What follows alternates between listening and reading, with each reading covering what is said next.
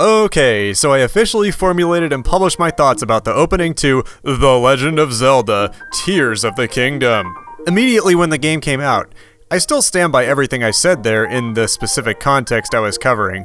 What I mean is Great Plateau versus Great Sky Island. However, there's one thing I didn't take into account: my definition of opening. You see, as of right then, I hadn't played past the Great Sky Island. I was so excited to get in and deeply analyze the openings of both games that I literally quit playing to make it happen as soon as possible. But, and this is the most ironic thing ever, the second I started playing Tears of the Kingdom again, I found myself making a near identical comparison between games. Except this time, Tears of the Kingdom was the better game. So, what constitutes an opening to the games? Well, Gordon, I see your HEV suit still fits you like a glove. At least, the glove parts do. I've made a few modifications, but I'll just acquaint you with the essentials. Now, let's see. One might say the time you hit New Game to the time Link first wakes up without any cinematic dependent assets. I even commented on both of these such openings before saying that I couldn't dock Tears for having more waiting to get to the actual start of the game because of its status as a sequel. But by that logic, is it even fair to dock Tears for being different in the Great Sky Island? This time, the game has everything Breath of the Wild needed players to learn, plus Link's abilities in this game are way more complicated. And this time, we're not just dealing with a dead king of Hyrule. Spoilers, this game's 6 years old. We're dealing with the entirety of this new civilization, at least their remnants, and their technology. I even brought up the minecart example, showing how they make you come up with two different solutions to a similar problem. I even talked about getting myself, quote, stuck and unstuck. See, that's the thing. In Breath of the Wild, as long as I knew what magnesis or stasis does, I'm good. But in this game, all your abilities, especially the first one, are way more complicated. Just understanding the possibilities that come from combining multiple objects together is like essential to grasping the basic gameplay of Tears of the Kingdom. That and understanding the difference between that and the similar sounding ability Fuse, which is for your items, it's important that this whole thing doesn't become an overwhelming mess. Of course, that's not excusing the fact that even taking all this into consideration, Breath of the Wild's opening is still superior on its own merits, but I just so happened to play Breath of the Wild's opening since making that point, and I found it way less complicated. I mean, just look at the basic terrain side by side. I compared the opening section of Tears of the Kingdom to a Roger Dean painting. Let's do a thought exercise. Imagine you're playing a video game, and you have to explore every inch of this. Now imagine you have to explore every inch of this. There was far more to learn this time around. Far more. And I think maybe sacrificing some of the revolutionary aspects of the Great Plateau might have been necessary, so when I start really playing the game, I'm not scratching my head wondering what these do. But that's not what I'm really here to talk about today. Oh no. I already brought it up.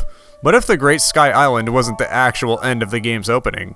I mean, in Breath of the Wild, sure, Link receives complete freedom upon setting foot in Hyrule for the first time, but he doesn't get his real main objective until he visits Kakariko Village and speaks with Impa. Still though, it's complete freedom. Technically the opening is over. At least in my eyes.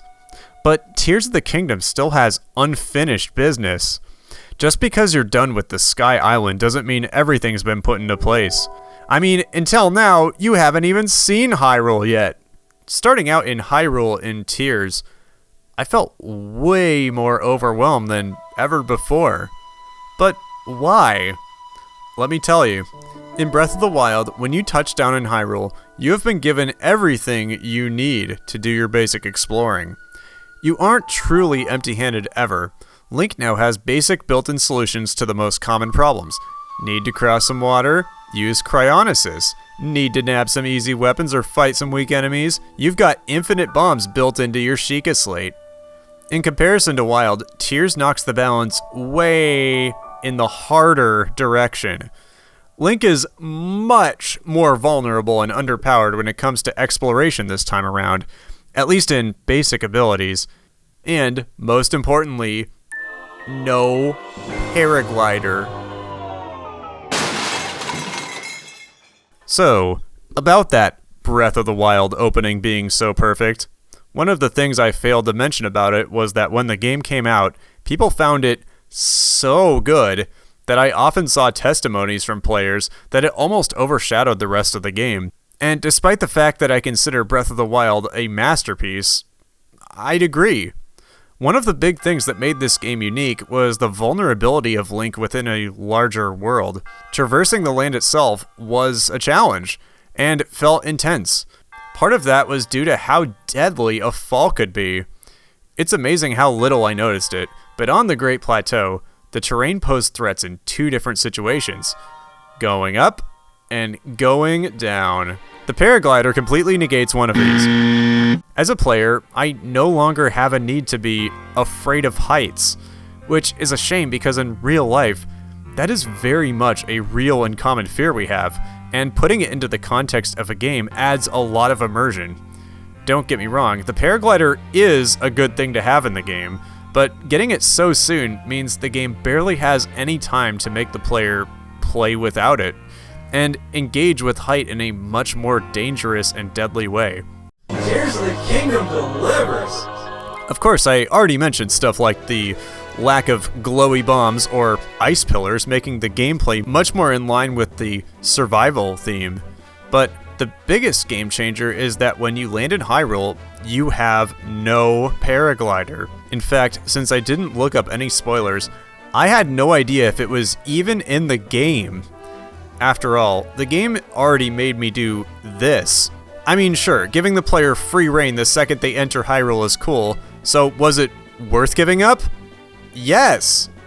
Without this tool, I had to completely rework my gameplay from what was muscle memory in Breath of the Wild. When I wanted to cross this river, I had to actually cross it by finding an actual way across, not gliding over half of it. When I found a cave of monsters guarding some treasure, I had to carefully enter and hold my ground. If they knocked me off the landing or forced me to retreat off, that would be a setback and possibly dangerous. I could go on and on, but I think the point makes itself.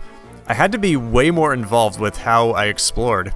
Sure, the game does give you a point to reach on the map, and sure, getting there does grant Link the paraglider after some more story plays out, but the important thing isn't that the game makes you go to another place first before being given freedom. It's that it made you do this without the paraglider. This is arguably a part of the game's opening narrative as much as everything before it. I mean, if we're comparing both games' openings by this metric, then Breath of the Wild ends right here when Link gets the paraglider, a key item, while Tears' opening doesn't end until here, when Link gets the paraglider. Is it possible to get to the end credits without the paraglider? Maybe? I've barely scratched the surface with this game as it is, but I think my point will always stand because, like it or not, the paraglider isn't just representative of narrative from a story aspect, it's also a part of the gameplay narrative. Yeah, that's right, gameplay is a form of narrative too, and it can often be coupled with story elements to create something memorable, like losing your sword at the beginning of Wind Waker and having to sneak around to get it back. Or, in this case, having to make your way to this town meticulously on foot, and only after reaching it, unlocking the ability to glide around. It's really cool to see Tears of the Kingdom completely capitalize on one of the biggest missed opportunities of Breath of the Wild, and after seeing it do this, I'm no longer able to say which game truly starts out better. I mean, at what point does objectivity lose all meaning? It's like complaining that a well-cooked fish isn't good because it doesn't taste like a well-cooked steak I ate 6 years ago. This new era of Zelda is really shaping up to be something special, and yes, if Tears continues to be this good, I'm considering Breath of the Wild and this to be the beginning of a new era. Especially because it already is in terms of the lore. Breath of the Wild seemed to reboot everything, and the spin-off Age of Calamity heavily reinforced that with its own backstory and everything. This game pretty much cemented it. Zelda is back and better than ever, and doing the right things. It's coming up with new ideas, it's taking risks, and it feels like something special. I couldn't be more happy right now. Except for making me get a 4th heart container.